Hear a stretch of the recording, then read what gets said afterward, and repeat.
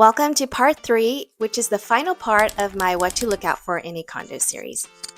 In part 2, we talked about reviewing one of the more important documents called the HOA certification. And in part 3, we'd like to talk about the other important document, which is called the HOA Master Insurance Policy.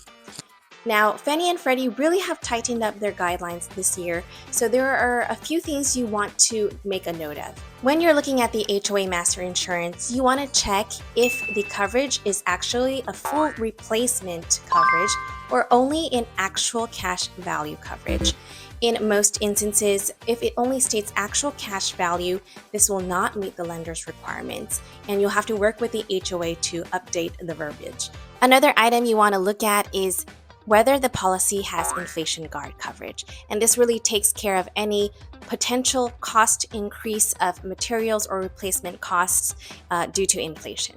If the disclosures show that the property is in a flood zone, you also want to make sure that on the HOA Master Insurance there is flood coverage. If all this information sounds too daunting or you have any other questions about the HOA Master Insurance, I'll be happy to help you review and point out what you might need to look out for. Performing these due diligence items upfront before you get into contract will really ensure a smoother closing for both the buyer and seller. This will minimize your time spent and your money spent, as well as stress and delays in the transaction.